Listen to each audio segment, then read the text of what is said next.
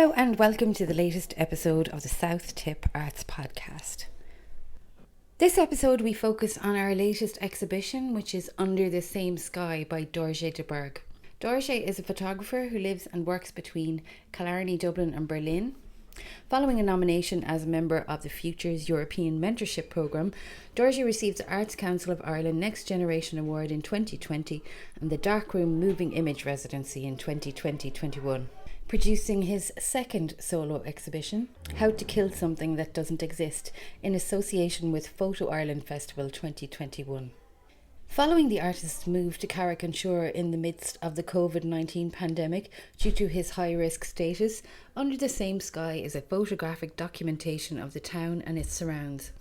Representing an outsider's view, this work reflects the particular atmosphere of unease and alienation of that time, as well as being an observation on community, home and belonging. Dorje also strives to subvert familiar representations of the Irish landscape, and in doing so reflect the tensions inherent in both the urban-rural space and the artist's own conflicting positions around closeness and distance. I was delighted to catch up with Dorje just before his opening for a chat about Under the Same Sky and his experiences during his stay in Carrick over the lockdown period. Dorje de Burgh, you're so welcome to the South Tip Arts Podcast. Absolutely fantastic to have you here. I've been watching you all through the week select and hang your pictures downstairs. You're new to us. I know nothing of your work. Yes. So can you introduce yourself to anybody who might be familiar with you? Absolutely. My name is Dorje de Burgh. I'm a photographer, artist. I sometimes make video work. I studied in IADT, finished there about 10 years ago, and then did a master's following that in NCAD in art writing. It's called Art in the Contemporary World. And since then, I've really just been practicing, just making work. Yeah. So was it always photography with you? Always photography, yeah. My mum and her brothers were all big into photography, and my mum was kind of involved in IET way before my time, when it was still like a one-room little college in the heart of Dunleary, where I grew up. And then in my late teens, I inherited just through them a few old knicker mats, and it was one of those things. As soon as I picked up a camera, I was kind of fiddling around. I knew I was interested in pictures, and art and music were the only things that really kind of held my attention. But I can't draw, which is always a great frustration. So as soon as I picked up the camera, it made perfect sense. It was one of those moments where you just, you feel like you're doing the right thing. And that continued through to my time in IDT. It was the first time I really kind of felt like I was in the right place, doing the right thing. Yeah. And so it's managed to keep my attention ever since.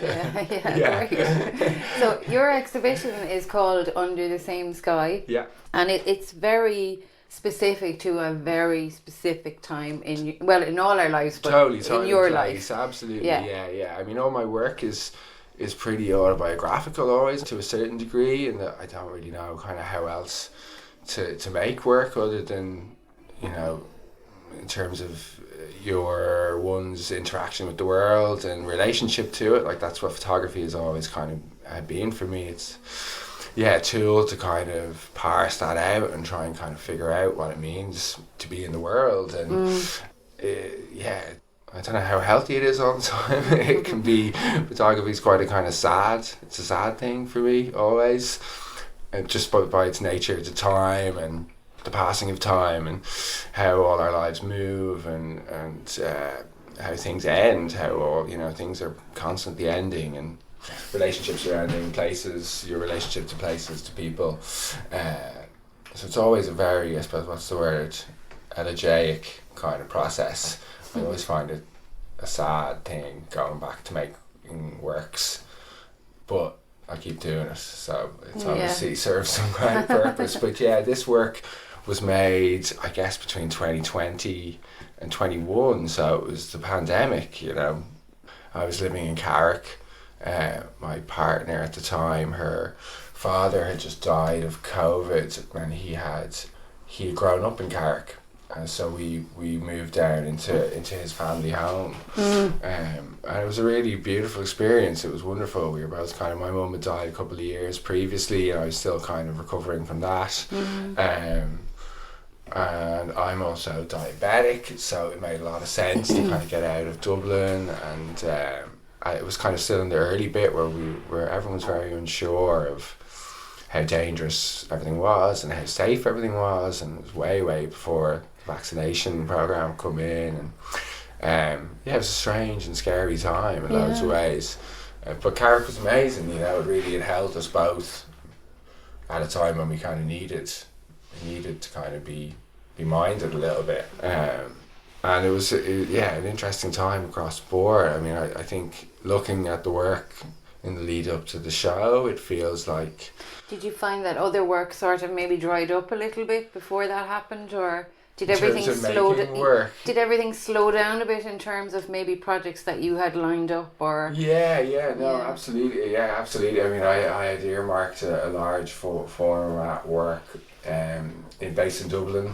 It was to do working with single parent families, the representation of single parent families and or non-nuclear families. I'm from a single parent family, and my mum had worked for a number of years before she died, for her whole career basically, with the single parent family support company called One Family, who do incredible work, and I've been discussing with them about making a kind of large, long format work, hoping to kind of challenge or investigate the representation of the non-traditional family unit. So that was kind of parked, and like, I'm always making pictures, whether they come to anything or not. So when we moved down to Carrick, it was really, like I said, it's always kind of just my way of figuring out where I am and what I'm kind of doing, and it was such a particularly beautiful landscape in loads of ways. Like, I mean, Carrick is absolutely in such a beautiful setting, place, and the town itself has this extraordinary architecture, and but it was also at the pandemic time, so it was this really strange kind of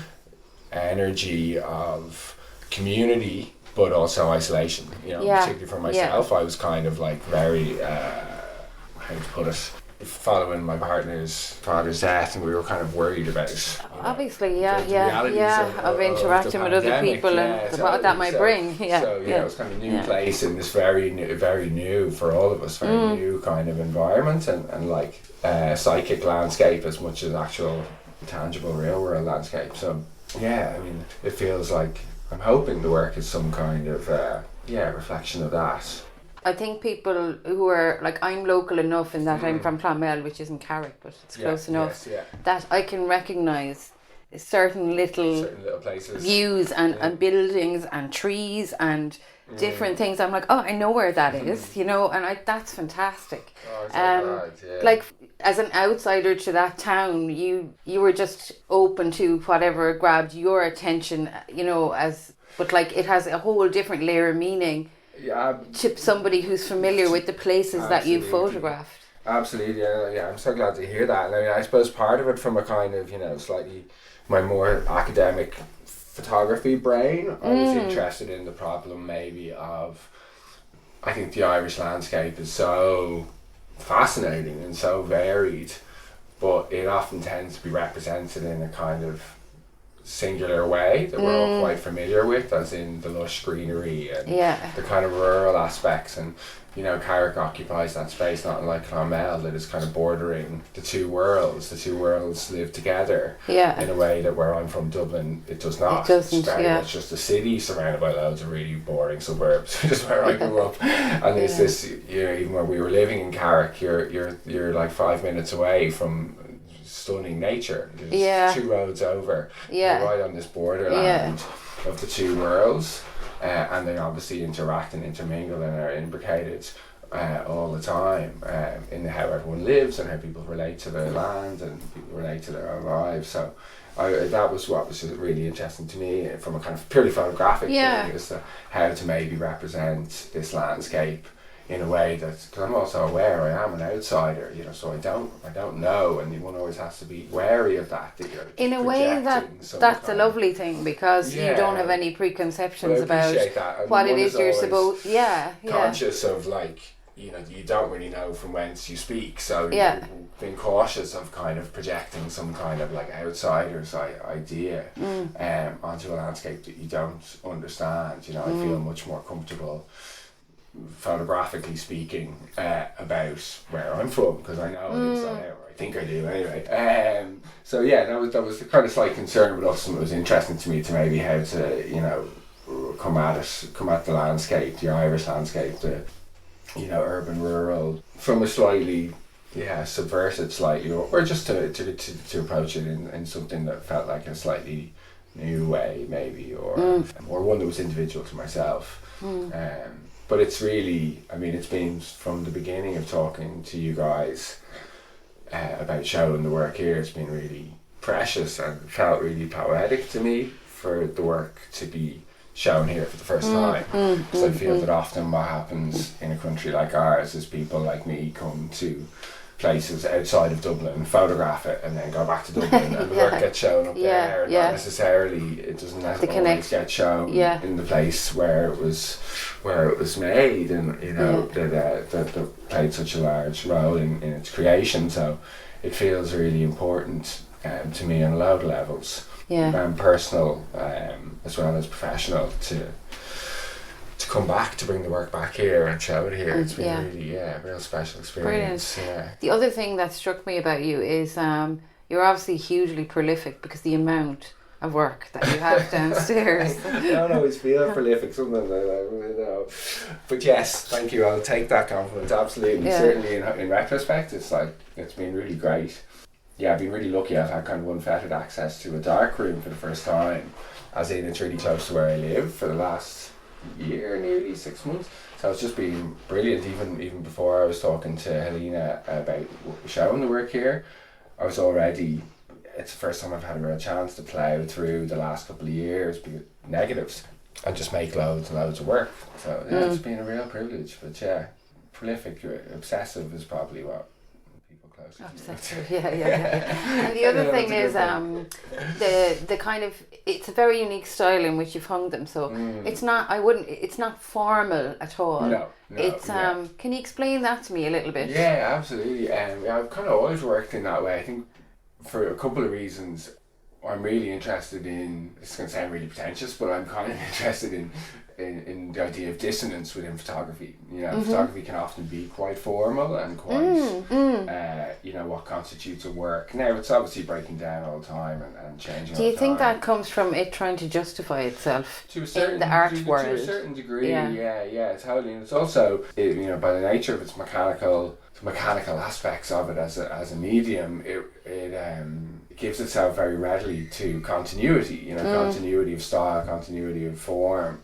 So certainly, as I was kind of taught, what constituted, you know, functioning work was something that, you know, the tonal range was kind of harmonious, and format was harmonious, and even I started like kind of going, not to be giving out, you know, shooting in portrait and landscape was seen as kind of like you just pick one or the other for a particular work or whatever. So I've always been interested in, just for my own kind of amusement, just playing with the idea of things being a little bit more dissonant, both in terms of the composition of each individual image, playing with the formal kind of rules of composition, and still trying to make something that's pleasing, but without necessarily adhering to the kind of traditional forms of composition, and then within a series just playing with dissonance to a certain degree.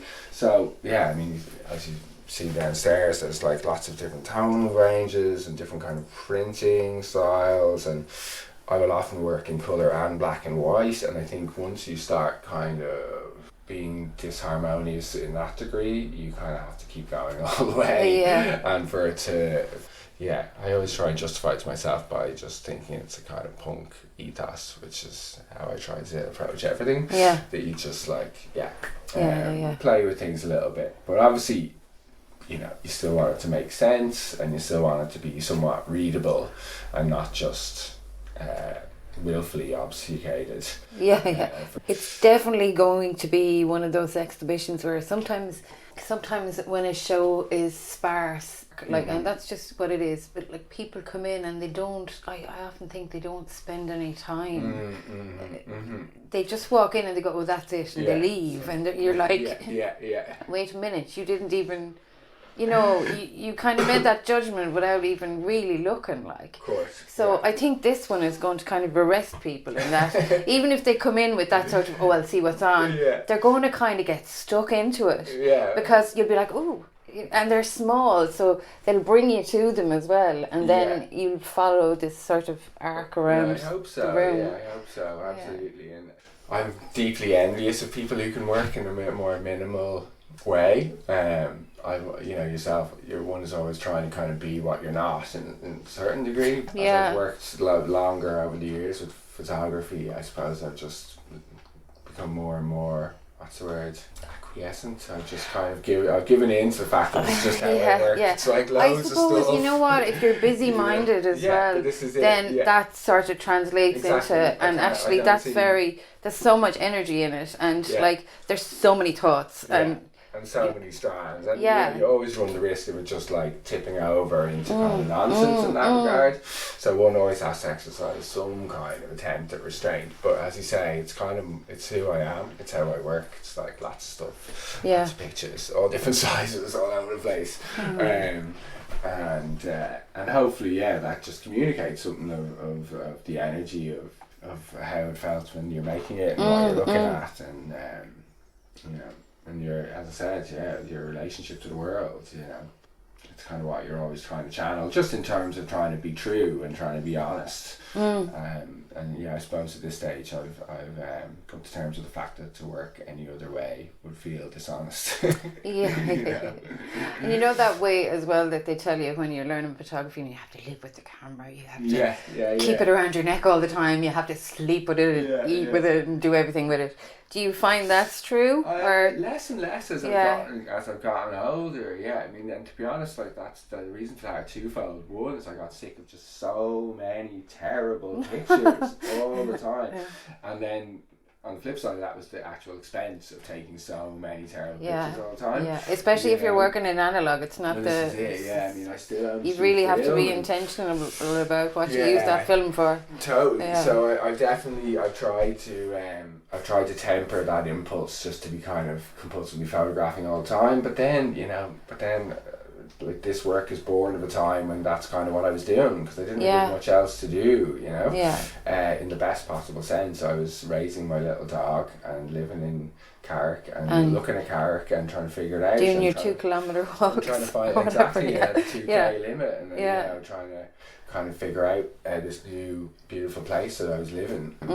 So those little windows there, which you can also kind of see that you went down the back lanes and into the car parks, and like that's great, because kind of my natural habitat. But they're the places where people go, that's the back of whatever, and only in Carrick people will really spot those places that they'll. I'm so glad. A little bit of a scavenger hunt of And another thing, actually, probably, and this has come to me now, but there's people in lots of the pictures, but of course they're all at a distance. This is it. I mean, this was the fascinating thing, both for myself in terms of keeping this distance, and the way everyone was interacting, and that's what I kind of got really interested in. It was the body language of people occupying public space. I know, it was hilarious. Like everybody made jokes about you'd be walking along a footpath and the person would really crawl up the wall to get away from you. Jump in the river. All the mad stuff, or like step out in front of a lorry, down behind them, and it was so wild, and it seems so surreal now to think back all the different phases that we all went through together, and that strange mixture of, like I said, great community. Like I think we really in Ireland pulled together in a way that I haven't necessarily understood was universal across other places where I know people were living. We really pulled it in, but it was still a very strange I think time, Carrick, you know. particularly not being from Carrick. Mm-hmm. Hello, Carrick people. But I just think Carrick has a really strong sense of community. Incredibly Actually, in a way strong, that yeah. Clonmel doesn't really. Yes, As a bigger yeah, town, yeah. maybe This, that's I mean, it. it can be Yeah. relevant. I mean, the same, Yeah. like, you know, where I grew up in the outskirts of Dublin, Dunleary, I never felt particularly, you know, part of the community there, or like people had a real pride in it in Yeah. a way that I really felt from the people I met in Carrick. You know, they really have a community, a sense of their community, a sense of pride in where they're from, and rightly so. You know? Yeah, It's absolutely. a beautiful place, and you know, it feels like one of those places that has been somewhat let down by the Let down Irish is state, actually a you good know, description, probably. which is yeah. when I was growing up in Dunleary. Dunleary no longer is. Dunleary is incredibly bourgeois now. I haven't lived there in a long time. I couldn't afford to live there anymore. Yeah. But when I was growing up in the late 80s, early 90s, it was the same. It was extraordinarily let down and really really hard place for people to kind of live, you know. And I feel that Carrick has, for all its like beauty and extreme potential, and I think for talking to Alina, it sounds like they're making some moves in the right direction. I always felt that all Carrick needed was a really strong someone advocating for the town. Yeah, and I think that's really growing Huge down amount there of in a potential major and, way. like, Yeah. such like outrageous beauty, and that coupled with the people's sense of the place and the sense of their place in it, and it's got an extraordinary artistic history and extraordinary musical history, really rich and extraordinary literary history. Yeah. It's all there, and the people are there, and they all have it, you know, in their hearts. And I think all it needs is someone advocating for the lads up at Dublin who are, you know, as we all know, making absolute hames of things across the board at the moment. But with any luck, I think there's a huge amount of potential, you know. But also, potential doesn't need to be realised. It's beautiful enough as it is. But but it's definitely there. Definitely there. Yeah. Yeah. You recently moved to Berlin, which is I'm just back and forth. Yeah. well gel. Yeah. We're all well gel. Well, it's I've been very lucky. Yeah. I mean, I'm back and forth. I have family in Killarney, Yeah. so I split my time between the two because they're very dear to me down the road. They'll be here. A couple of the horde will be here tomorrow evening, I think, for the opening. Yeah. But yes, I'm currently in Kreuzberg most of the time. Yeah. Yeah. So working away over there, you think there's probably maybe more. Would you find maybe more opportunity there? Yeah, it's hard. It's kind of hard. There is opportunities, absolutely. I suppose it's double-edged sword, like all these things. Small fish, big pond. Yeah.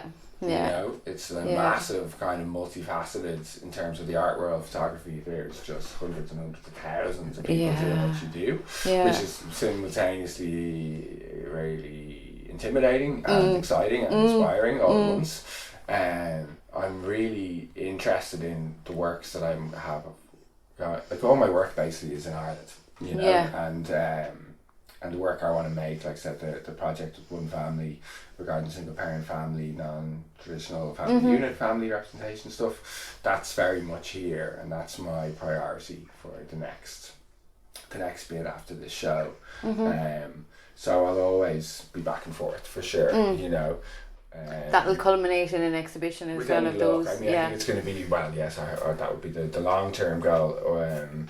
It'll be a long form project, I think, in terms of just because it's quite a complex thing to represent, and will involve a lot of collaboration with subjects as regards, you know, how people are represented. I wanted to really approach it from almost a large form research base as much as image making, as much as time and money allows. So that's really the goal for the next little while.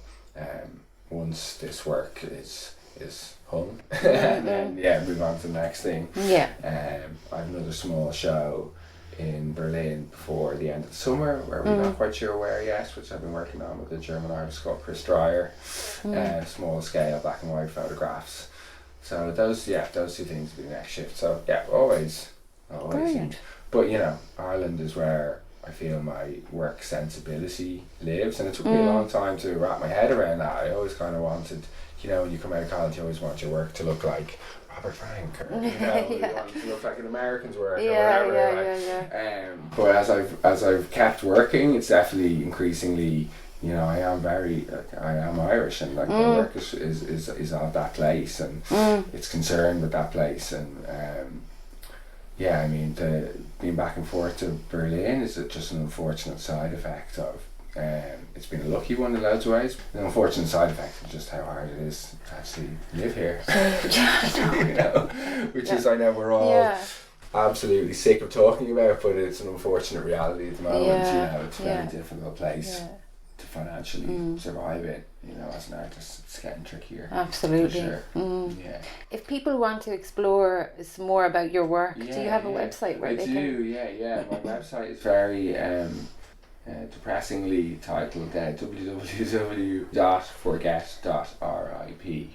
Okay. Well, it was I got that website when my first big work was I made during my mother's. She was sick. She was sick for a couple of years. I was looking after her, and then she died, and then I made this body of work that was kind of a duet between us of her photography when she was younger and my photography as she was unwell, and so yeah, that's what got me that strange domain name, but I've held on to it. Yeah. So that was kind of a documentation of your experience. Yeah, it was both your experience. It was not something I was making deliberately. I mean, I wasn't making photographs when she was sick. Was your mum a photographer? No, she was a therapist. She was like a therapist and an advocate for reproductive rights. And staunch feminist and a Jungian therapist and all round amazing badass warrior woman. But she had been real into photography in her 20s. Yeah. As were her brothers, and so as I said earlier, I inherited kind of my first cameras from them, just down the family grapevine. And then as she got sick, and I moved back home, and I was looking after her, and I'm making photographs as I always do, but very conscious that, you know, it's very much, this sounds really kind of cold, but I was aware at times it's a real well-worn photographic trope. Yeah. This kind of photographing someone who is, you know, dying. So I wasn't actually making it with a work in mind. I was just making it for myself to have pictures, because I knew it was like the last couple of years, you know. Yeah. And we'd had a very intense relationship. It was just the two of us my whole life, so we were extremely close. So it's a heavy few years on a number of levels. But then it's an intense thing to go through. I found this amazing big box of photographs that were her work. It was a combination of her work from art school and around that time, late teens, early 20s. You had never seen any of these? Oh, wow. Yeah. Amazing work. Of course, everybody was shooting on film, everyone was processing the darkroom prints, and then there was loads of work where she was modelling. And she was an unbelievably beautiful woman, and I also had never known. You know, I'd seen various a couple of the pictures you find around your house that the person has chosen. Yeah. But there was all these like extraordinary pictures of this just stunningly beautiful woman who I'd never known. You know, 10, 15 years before I was born, even longer. Yeah, way longer. So when I saw all of those, it felt like a really natural thing. Just even as at the beginning, it was just an exercise for myself to play with combining these two kind of worlds. Even just process it. Totally, it was really valuable on so many levels, and it felt like it was the last thing we did together.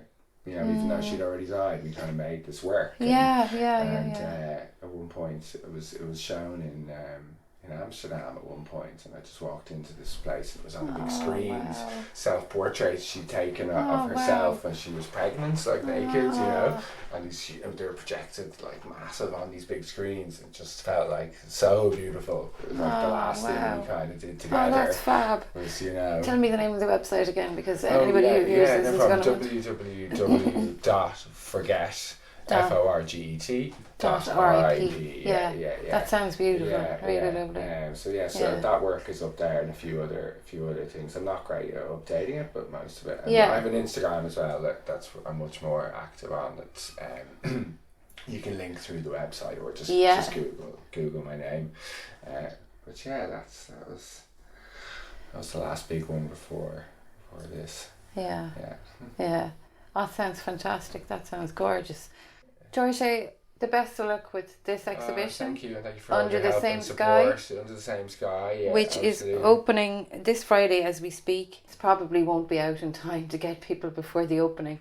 But not to worry, my God. yeah, it'll be running until 20 something of June. I have it we'll right look it here. up there. Yeah. Right here. 23rd, is it? I'm so bad with dates, always. 19th of May to the 24th of June. I've written it down so many times. I just don't retain numbers anymore since the advent of the smartphone. I don't remember. I don't remember how to spell anything. I don't remember what date anything is. Everything has to go into my calendar. Absolutely lost. So Under the Same Sky runs until June the 24th, and we're open Tuesdays to Saturdays from 10 until 5 in the evening. So especially Carrick people, but everybody, come and see this exhibition. Thanks so much, Dorje, for sitting down with me. Great stuff. Thank you. Thanks so much. And that's it for another episode of the South Tip Arts Podcast. You'll find a link to Dorje's website and his Instagram in the show notes of this episode. If you'd like to get in touch with the podcast, the email address is southtipартspodcast@gmail.com. That's southtipартspodcast@gmail.com, and we'd love to hear from you. Under the Same Sky is open now and continues until June the 24th. The gallery is open Tuesday to Saturday from 10 a.m. to 5 p.m. We'd love to see you there. Till next time, take care.